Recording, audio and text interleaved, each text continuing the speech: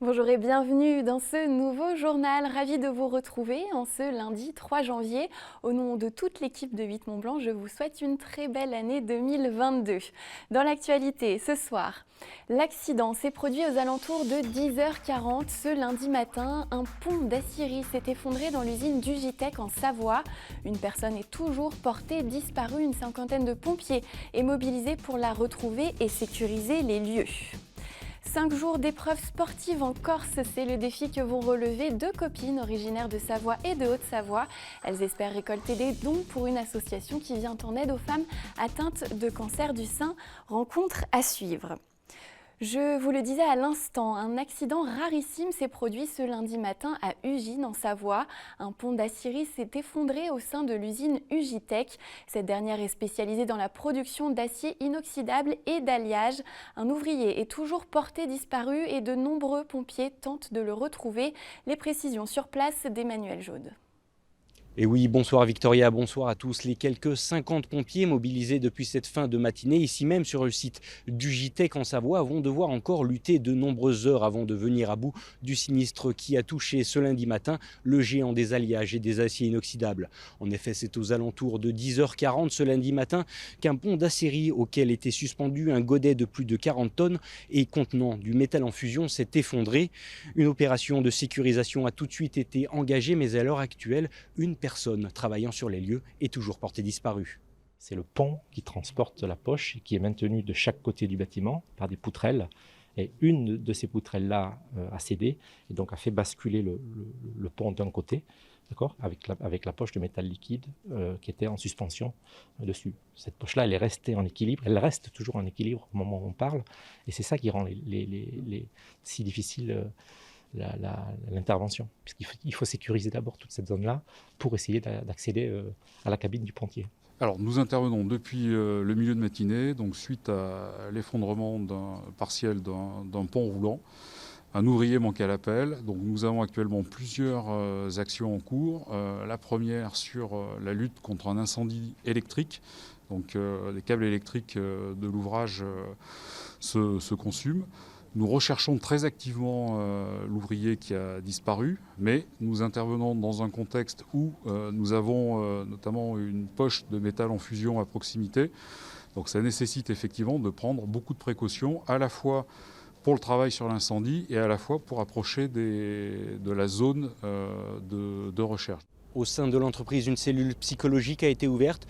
Une enquête a bien entendu été ouverte afin de mieux comprendre ce qui s'est passé sur place. Mais pour le moment, la seule priorité reste de retrouver le conducteur de la grue, toujours enseveli dans la scierie. Dans l'actualité également, le hameau de Bionasset est coupé du monde. Samedi après-midi, deux éboulements successifs ont coupé la route qui le relie au reste de sa commune de Saint-Gervais. Le redout de ces derniers jours, couplé aux importantes chutes de neige survenues au début du mois de décembre, peuvent expliquer cet impressionnant phénomène. Aucun blessé n'est heureusement à déplorer. Près d'une centaine de personnes, résidents et vacanciers, ont été évacués du hameau dimanche par les équipes de gendarmerie de Haute-Savoie et par le PGHM de Chamonix. La plupart ont dû rejoindre à pied le col de Vauzat, ce qui représente plus d'une heure de marche. Elles ont ensuite emprunté le tramway du Mont-Blanc. Leurs bagages ainsi que les personnes ne pouvant pas marcher ont été évacués par hélicoptère. Une trentaine d'habitants est toujours présent dans le hameau. Pour le moment, il n'y a pas d'indication sur le délai pour la réouverture de la route Condani. C'est la fin d'un long combat pour Jean-Luc Rigaud. L'ancien maire d'Annecy a vu la semaine dernière son recours rejeté par le Conseil d'État qui a donc définitivement validé les résultats du second tour de l'élection municipale de juin 2020. François Astorg restera donc aux commandes de la ville jusqu'en 2026. Sébastien Germain a pu joindre Jean-Luc Rigaud un peu plus tôt dans la journée. Je vous propose de l'écouter. La justice a rendu son verdict. Moi, vous savez, quand la photo finish est floue, après une élection avec 27 voix d'écart, eh bien, il est normal d'aller au bout de la démarche et donc d'aller au bout du processus. Quand on fait du sport, c'est exactement comme ça, dans le cadre des règles du jeu. Donc, c'est ce qui a été fait. Aujourd'hui, le Conseil d'État a rendu son jugement. Moi, j'ai plus qu'une chose à souhaiter, c'est à l'équipe en place d'agir sans dogmatisme, sans partisanisme, d'agir en continuons l'esprit d'Annecy, c'est-à-dire une politique avec une dose d'humanisme, avec de la proximité et avec beaucoup de prise en compte des Annéciens. Et c'est ce que je souhaite le plus pour cette équipe. La décision, elle était quelque part, elle s'est dessinée au fil du temps. Donc cette décision, elle est ce qu'elle est. Voilà, moi je n'ai pas de commentaire particulier à faire, ni supplémentaire à faire. 27 voix d'écart, c'est finalement dans un contexte à l'époque de Covid très marqué, avec 35% de participation. C'est finalement aujourd'hui beaucoup d'humilité qu'il faut avoir pour toutes les équipes, parce que finalement la représentation électorale, elle est ce qu'elle est après le résultat des élections. Mais quand on se remet dans le contexte, c'est pour ça que j'indique à l'équipe qu'il va falloir qu'elle prenne en compte toutes les composantes de façon à pouvoir être admise et pouvoir porter des politiques dans l'avenir d'Annecy. La suite pour moi, je suis aujourd'hui conseiller municipal, conseiller d'agglomération et je vais faire des choses là aussi dans le cadre de la confiance que beaucoup d'électeurs m'ont accordée jusqu'à présent. Autre recours rejeté dans le dossier du désenclavement du Chablais, pas moins de 5 recours avaient été déposés contre le projet d'autoroute entre Machilly et Thonon-les-Bains. Ils étaient portés par la ville de Genève, plusieurs associations environnementales et la Confédération paysanne notamment. Ces dernières dénoncent une atteinte à l'environnement avec la destruction de 150 hectares, en grande partie classés en zone humide. Avec ce rejet du Conseil d'État, ce tronçon de plus de 16 km devrait donc bel et bien voir le jour. Les opposants peuvent encore saisir la Cour européenne des droits de l'homme. Un tout autre sujet à présent, 5 jours d'épreuve pour une belle cause, c'est le défi que se sont lancées 2 copines pour soutenir leur amie atteinte d'un cancer du sein. Elles vont participer en juin prochain à un raid 100% féminin pour récolter des dons. Ces derniers seront versés à une association qui conçoit de petits sacs pour cacher les drains, ces tuyaux peu esthétiques que les femmes doivent transporter avec elles suite à une ablation de la poitrine.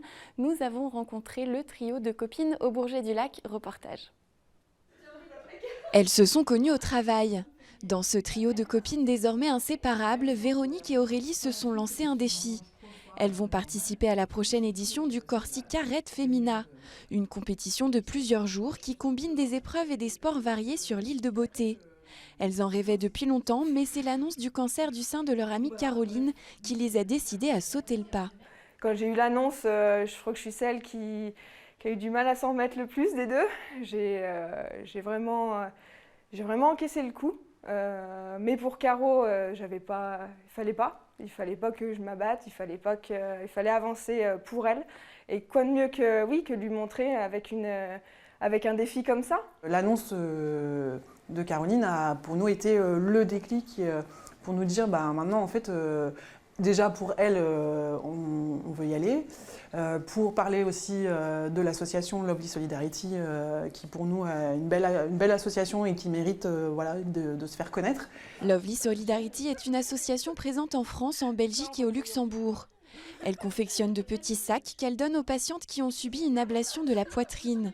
Ces sacs permettent de cacher les drains, de longs tubes reliant la zone opérée à des bouteilles transparentes pour évacuer les sécrétions. C'est super important parce que je pense que c'est vraiment l'association qui m'a le plus aidée dans mon parcours pour l'instant. Alors il y a plein de choses qui se sont faites, on est bien aidés pendant les traitements, mais celle-là, vraiment sortir de l'hôpital face à nos familles, à nos enfants et pas leur montrer un peu le côté sombre de la chose, ça aide quand même vraiment quoi. Les 2 amies de Caroline sont à la recherche de dons et de sponsors pour financer leur aventure. Mais elles espèrent aussi et surtout reverser une partie de ces fonds à l'association Lovely Solidarity. Les 2 jeunes femmes permettent en tout cas déjà de braquer les projecteurs sur ces initiatives qui adoucissent un peu la vie des patients. Et nous parlons sport également avec mon invité du soir. Il s'agit de Ludovic Valentin. Bonsoir. Bonsoir. Merci d'être avec nous. Par la magie de la technologie, vous deviez être sur ce plateau. Malheureusement, le contexte en a voulu autrement. Vous êtes le fondateur de l'agence LVO qui est spécialisée dans l'événementiel sportif, basée donc pas très loin de nos studios sur les bords du lac d'Annecy. Parmi vos courses les plus connues, vous avez l'Alpsman à Annecy, la Transmaurienne vanoise ou encore le marathon de Bessan. Comment d'abord s'est passé pour vous l'année 2021 ? Bah, une année chargée d'adaptation, on va dire. On a dû réagir, s'adapter et réagir et faire en sorte que tout se passe bien. Donc, une belle année quand même, puisque chargée de partage et de bonheur, parce que les gens étaient heureux, malgré le contexte, de participer à certains événements.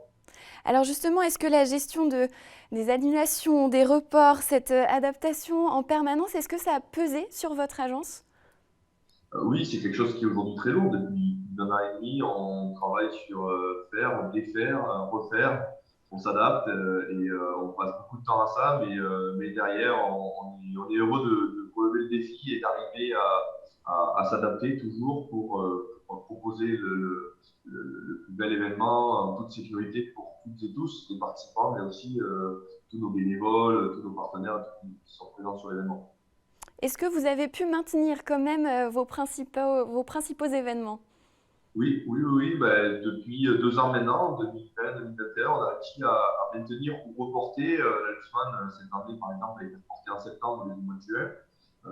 Donc, on a réussi en s'adaptant, on y arrive. Bien sûr, sur certains, il y a eu des jauges revues à la baisse, etc. Mais on a quand même réussi à faire des événements et ça, c'est vraiment la satisfaction de cette année écoulée. Vous avez organisé notamment le trail de Faverges. Vous avez dû annuler certaines des épreuves. Alors j'ai lu, c'était par manque de signaleurs pour encadrer la course. Le manque de bénévoles, ça c'est une vraie conséquence aussi de cette crise sanitaire? Oui, oui, tout à fait. C'est une conséquence puisque depuis l'apparition aussi du pass sanitaire, on perd des bénévoles, on perd des gens qui n'ont pas ce pass, du coup qui ne peuvent plus venir aider sur les événements. Et puis certains bénévoles qui sont fragiles ou à risque, du coup on préfère ne pas l'exposer. Donc c'est vrai que c'est aussi une des conséquences importantes de la crise sanitaire puisque il faut jongler avec ça et arriver à ne pas mettre ces personnes en danger et arriver à jongler un petit peu avec les dispos de chacun pour arriver à organiser cet événement du mieux possible. Heureux malgré tout d'avoir pu maintenir ce fameux trail de Faverges?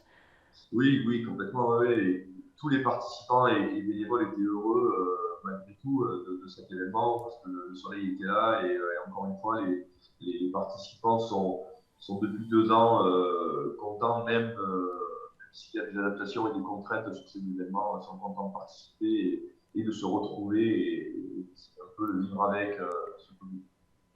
Alors, il n'y a pas de trêve hivernale pour vous, puisque parmi les tout premiers événements à venir en 2022, il y a le marathon de Bessan qui va se dérouler ce week-end, si tout va bien.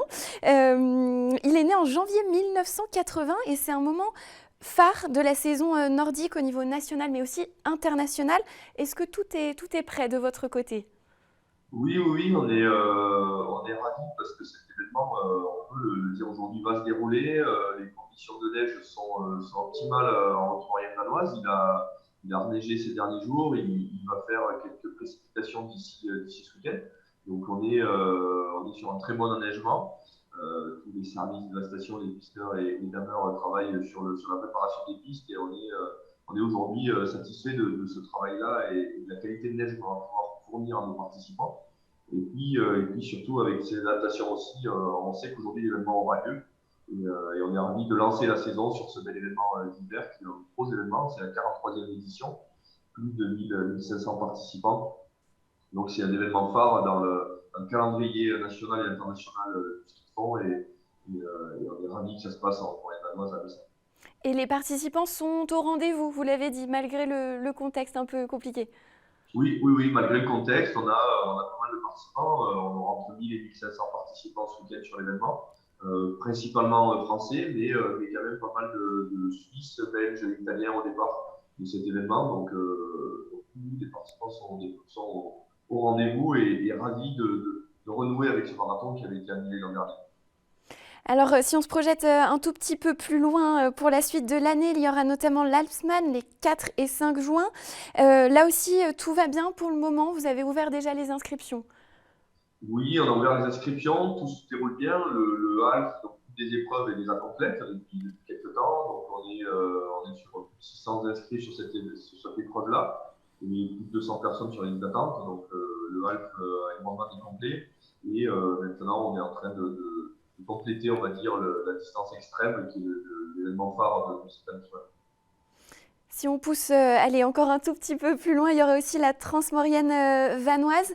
Est-ce qu'il y aura des nouveautés sur cette course cette année? Ouais, pas de grosses nouveautés par rapport à l'année dernière. On va surtout conforter, on va dire, le programme avec l'Ultra qu'on avait lancé l'année dernière entre la France et l'Italie, qui avait lui été très complexe à organiser avec toutes les adaptations sanitaires, parce qu'on touchait vraiment 2 pays, avec un événement où les participants dormaient pendant l'événement, etc. Donc c'était vraiment complexe, mais on va développer cet événement-là et poursuivre ce développement de la Transmaurienne vanoise qui devient vraiment l'événement phare national VTT en montagne. Et donc rendez-vous fin juillet, du 17 au 22 juillet. Voilà. Merci Ludovic Valentin, on vous souhaite encore beaucoup de courage parce qu'il va peut-être falloir s'adapter dans les prochains mois également. Merci d'avoir été avec nous. Merci à vous, merci beaucoup. À bientôt. À bientôt, merci. Et nous quittons avec un joli moment de poésie sur les hauteurs de la station de La Plagne. Elle fête cette année ses 60 ans et s'est offerte pour l'occasion la performance de 2 danseurs. Marie Bérard, enfant du pays, et son partenaire Geoffrey Ploquin ont réalisé ce duo au sommet du Mont Saint-Jacques à 2000 mètres d'altitude. Ne ratez pas la météo dans un instant et puis un panorama inédit consacré cette semaine à l'aéroclub de Chambéry. Nous nous retrouvons demain bien sûr pour un nouveau journal. Belle soirée sur 8 Mont Blanc.